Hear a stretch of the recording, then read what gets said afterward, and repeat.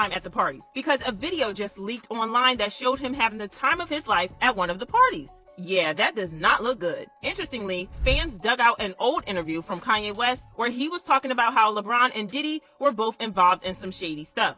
Isn't it interesting how many of the people he named in the interview have been tied to Diddy in one way or another? Meek Mill literally got exposed for being Diddy's boy toy. So it's interesting that LeBron also got named in this situation. And with him being caught on cameras admitting to not only going, but also enjoying the parties. Everybody know ain't no party like a Diddy party, so. Yeah, that's what's up. Yeah. People are now giving him the side eye and wondering what exactly he saw at Diddy's parties. Well, according to an insider, LeBron is denying that he had anything to do with the illegal activities that happened at the parties. He claims that he didn't see anything illegal going on while he was there, and if things did happen at Diddy's parties, he's allegedly insisting that they would have happened at the parties that he wasn't at. He's claiming that all he saw was Diddy and the other attendees dancing with women, and there was no way for him to tell the ages of the women, so he always just assumed that they were legal, given the heavy drinking and partying that was going on. However, fans don't really buy this, and they left comments saying, if y'all don't believe LeBron is at least aware of what Diddy had going on, you better wake the F up. Now, LeBron, on the other hand, definitely took them back shots with enthusiasm. And this dude better not get implicated in this mess. This is a hot stinking mess, but y'all let me know how y'all feel about LeBron getting into the situation with Diddy. People like LeBron James, who has been outwardly speaking about how great Diddy parties are, traveling around with Diddy. This person is supposed to be the king. I'm waiting for the king to come out and to condemn this, to condemn what we all know now is a reality. They say that Diddy is on watch, by the way. That is the latest update, that he might himself because he is in this cell. I beg to differ. As I said, I believe that this was an operation, that Diddy was not at the top of this operation, and that they are going to be very careful in how they handle him, because just like Kim Porter kept videos in order to protect herself, I am certain that Diddy similarly kept many videos of the record label executives that were allegedly involved in these parties as well, as protection for himself. We will continue to monitor that story, but I do encourage everybody to pray for Justin Bieber. Kanye told us everything about Diddy. So a couple years ago when Kanye was going on his rants, as everybody was calling them, he was literally telling us everything that we needed to know about Diddy. Kanye told us that Corey Gamble was a plant and he was first working for Diddy. And I can never skip the fact that Corey Gamble was at Kim Porter's house when she passed away. And mind you, Kim Porter did not share this house with Diddy. They were not even together during this time. And then Kanye said Corey Gamble went to Justin Bieber to be his tour manager after working for Diddy. We all know the rumors about Justin Bieber and Diddy. I don't even have to get into that, but it's super weird that you end up from Diddy to Justin Bieber. And then he explained this is when Corey Gamble got with Kris Jenner. And we know that Kris Jenner and Diddy have been seen together on multiple different occasions. Kanye even listed the names of people who had to do whatever they were told, naming Jay-Z and Beyonce and Diddy. He also named Meek Mills and Lil Boosie, and he said the reason that these people have to listen to whatever they're told and pull on Kanye's coattail while he was outing everything so publicly is because they unalived people. He even posted the text messages on his Instagram to Diddy. Didn't like our combo, I'm selling these teas. And at the end he said, come do something illegal to me, please. Diddy actually texted back kind of crazy saying, send me an address. Let's stop playing these internet games and don't feel threatened. You'll be fine. Just love. And during all of these rants, he was talking about people who got offed in the industry like Michael Jackson, Prince, and even Aaron Carter. And the rumor being spread is Aaron Carter was about to out everything happening in Hollywood. And weirdly enough, before Aaron Carter passed away, he actually said on Twitter, yo Kanye, let's talk man to man. And this was still during the same time that Kanye was being very publicly spoken about what was happening in Hollywood. And then recently, Kanye did an IG Live a couple months ago and literally said exactly what happened to Aaron Carter. They follow me to the fucking hotel. The nigga killed Aaron Carter, and now they acting like they won't clear the Backstreet Boy sample. You get what I'm saying? Hardly passing that pusher. Your trainer. Hardly passing that, Jay-Z.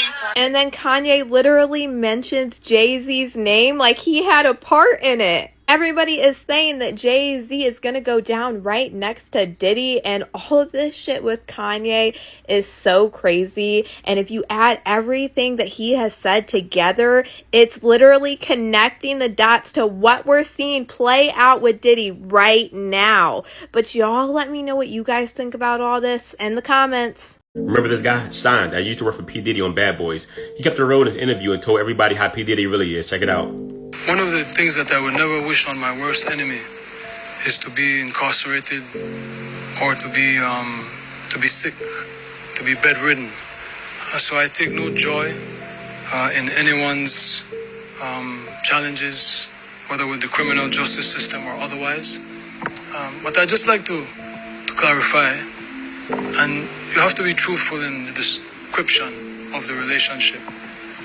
This is someone who, in essence, testified against me when I was on trial, when I was a 18-year-old kid, just wanting to do nothing other than make my mother proud and make Belize proud and do what all of us want to do, be recognized for our talent and take over the world. I was defending him, and he turned around and called witnesses to testify against me, and he contributed. He pretty much sent me to prison. This is someone that destroyed my life. But do I take any joy or any satisfaction with what he is going through? Absolutely not. And me and my wife, we deal with it accordingly, and we move on. Puff and Ja Rule runs out the room. Puff got his towel, Ja grabbing his towel, but they butt the naked. What kind of fuck shit is this? Getting cheated on by a partner is one thing, but when your husband for many years decides he wants to start getting with men, that's a whole new issue. And while it may sound like a movie plot, this was actually the case with Aisha Atkins, whose rapper husband decided he wanted to hop on the men train late into their marriage. The rapper in this case is Ja Rule. And like you probably thought, his interest in the other side was actually not the least bit natural, as it was revealed that he might have been turned by Diddy. And considering that Diddy's name has already come up in more than a few cases of industry veterans going the other way, there's probably some truth to this. But don't take it from me. Take it from Ja Rule's wife herself. We were standing in the presidential suite at the hotel. And this particular artist and Puff, they told me, don't let nobody come in the room. You know when they say the entertainment industry is the home of the good, the bad, and the ugly? Well, it seems the ugly part is Aisha Atkins' reality at the moment, as her marriage reportedly hit a roadblock after her husband got involved with rap legend Diddy. Now, Diddy is largely known in the industry as a notorious guy, not only because he's reportedly had his in some seemingly illegal dealings, but also because talks have been flying around for decades about his true sexual preferences. Well, it seems Aisha might have just dropped the answer on our laps with what she's revealed about him. Watch what he says about Kim Porter. My name is Mark Curry. I'm a former bad boy recording artist. A lot of people, I made a lot of hits for Puff. How do you feel about these lawsuits accusing Diddy of abuse? What do you think about that? You knowing Diddy, do you think he's capable of doing that, man? Do I think, yeah? I think he's very capable of doing it. It's in his character. That's who he is. That's what comes with power. That's what comes with arrogance. That's what comes with, what makes him. I seen fights between, where he have an argument, fight with a female, whatever it may be. I seen it with my own friends. But sometimes you say, we all go through things, but once you have a sign of doing it over and over and over again, that's when it becomes a problem. You be like, so every relationship that you get in, you're violent in them? I was around when Cassie was there. I knew Kim Porter before I knew Puff. I met Misa, but it was a history. When you have a history of the same thing, man, it becomes a problem. Speaking of Kim Porter, because you knew Kim Porter, is it true that Diddy broke her nose? Bust her nose, man. Anytime a man would go out his way to wiretap someone's phone or put taps in their homes just to monitor their conversation, that's a sign of insanity. So you telling me this whole time she really cut her hair because Diddy pulled it out? And the whole time she was telling us she cut her hair because she wanted to try something different. This how you know everything that glitters ain't gold. When you see these relationships out here, you be thinking that these folks be happy, and they do not be happy. This just goes to show it right here. And now when you look at this picture actually looks very different. You can actually see that she actually is not happy. So when we be seeing these relationships, these couples on social media, and they be making it look like they just the happiest couple, the best couple, don't be believing it. And ladies, quick message: if you're in an abusive relationship, get out. She's shaving the side of her head like that woman who drink blood. The last woman who did that was Cassie, and Cassie is gone. Cassie is P. Diddy's slave. Did y'all know that? She is his slave. Oh, yes, she is. Every time you see Cassie with P. Diddy, she got her head down, she carrying bags. She's the mop-up girl. When P. Diddy want to impress him, he's bringing on, he let Cassie go down on him. He let that dude pop her in the butt, and P. Diddy sit back and masturbate while she's being ran in by his partners. Did y'all know? Eric Adams, the mayor of New York City, was just indicted by the feds, and you cannot tell me that this doesn't have something to do with Diddy. And I have the chills right now because right after Diddy's arrest, multiple people connected and working with Eric Adams stepped down from their jobs. And now we finally have the feds indicting Eric Adams a week after the Diddy indictment. Everybody has been saying that politicians and people in power are connected to Diddy, and even Diddy's ex-bodyguard, Gene Deal, just spoke about Diddy's relationship with Eric Adams. All this is bigger than Diddy. It's bigger than Diddy, bro. Because you know who else they was doing investigation on during that whole time period? It was the mayor and the politicians in New York City. They turn around and give him the key to the city.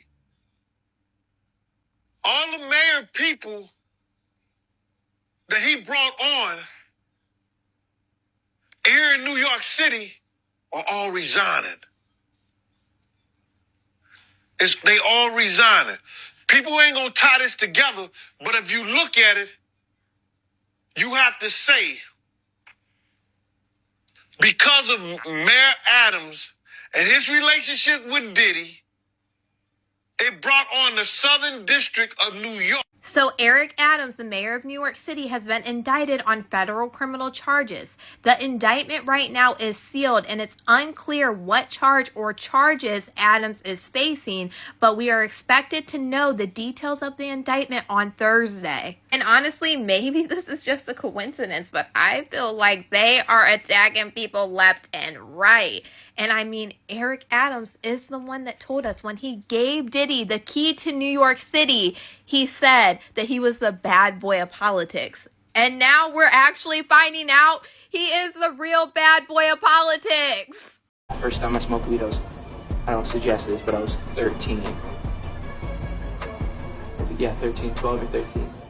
Justin Bieber is trending again after the raids on Diddy's homes because of his complicated and disturbing history with Diddy, and it looks like we might finally be hearing from the horse's mouth what really went down between Justin, Usher, and Diddy. Fans have long speculated that Diddy's influence on Justin is the reason why Justin went down a dark path of substance dependence and depression. Well, it turns out that none of that would have happened if Usher had not introduced Justin to Diddy. Because word on the street is Usher didn't just introduce Justin to Diddy, he completely betrayed Justin and left him to the wolves when Diddy entered the picture. And he did all that despite knowing from experience just how ugly things could get when Diddy gets around teenage boys. But what does Justin Bieber have to say about all this, and did Usher really hand him over to Diddy? Let's get into it. Where we hanging out and what we doing, we can't really disclose, but it's definitely a 15-year-old's dream.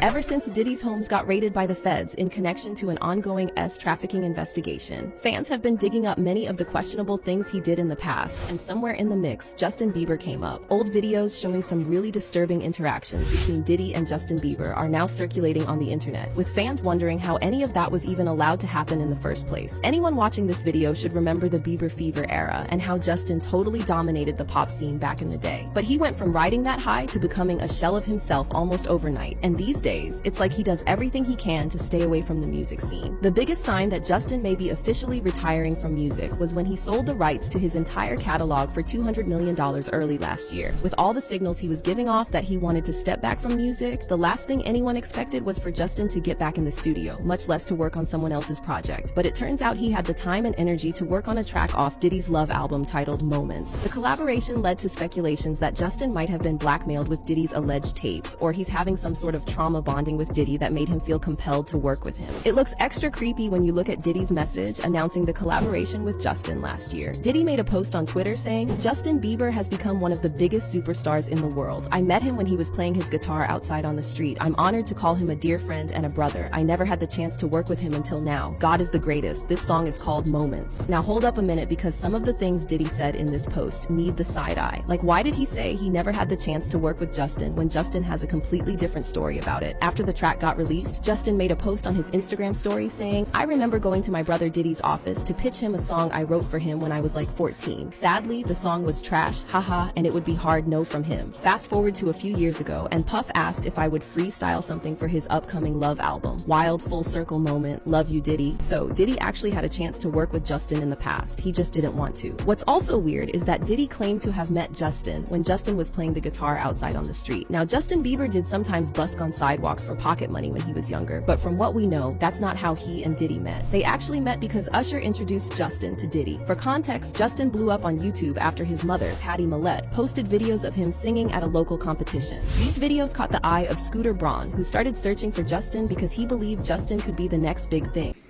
Love, love, love. Good morning. Good morning.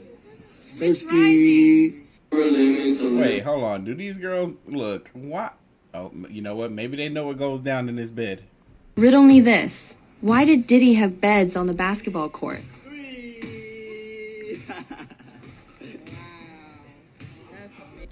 Pause. Yeah, a whole bed. Another bed. What? Why he got? Man, he want to freak off on the dang on basketball court. That's crazy. Freak off outside on the big bed. You can come inside the basketball court and play a game of hoop while somebody freaking off on the little beds they got. That's crazy. Mila Kunis has allegedly moved out of the home she shares with Ashton Kutcher because she is aware of the fact that horrible information about Ashton and Diddy together, as well as video footage of the two of them together, is about to be released. For those of you who don't know, Ashton Kutcher partied a lot with Diddy in the early 2000s. There are multiple photos of the two of them together at various different parties. And a very troubling clip of Ashton Kutcher talking about Diddy's parties on Hot Ones has recently resurfaced and gone viral. Party stories, they're our favorite genre of anecdote. If you have one, yeah. Wow, okay, I've got a lot I can't tell. So, can't tell that one either. So the rumor is that Mila Kunis is aware of how horrible the information and clips concerning Ashton Kutcher and Diddy are, so she has decided to distance herself from Ashton and completely remove herself from the situation. Jay-Z victims are going to be worse. They're worse because of the psychological torture that comes along with what he does. Like I said, do you think Jay-Z is scared right now? oh, he's terrified. He's terrified. He's losing confidence everywhere. But the only confidence he's worried about keeping secure are those white boys that he worked for. That's his only loyalty. Not even to his wife is he loyal. What do you think? And just again, hypothetically, if his kids, as young as they are, asked, "Daddy, who's that man on TV getting arrested? Isn't that your friend?" What would his response be? He wouldn't respond. He would just laugh and walk away. That's Sean Carter.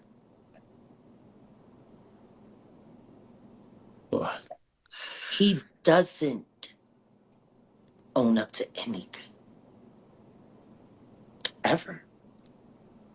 Gaslights you right in your face. Do it smooth. He's a sociopath. He doesn't have any real feelings or emotions. Everything is transactional. You know? I think the only time he's really comfortable and happy in his own skin is when he's laying in the warm embrace of a man. Jack, come on. Jack. What? Come on, man. You can't paint those kind What? of pictures into people's heads, man. Why it got painted in the mind with the videotape that I saw of him looking very happy in the embrace of a man. I didn't want to believe it. Damn, okay. Well, Jack, I couldn't I got a believe it. Then the, it all made sense, you know? Jack. What was the last conversation that you and JC had? How did that go? He told me he was going to end my career and make sure no one in the world ever knew I existed. And I told him it was a pretty big world, and we'll see, Sean. amazing hat trick.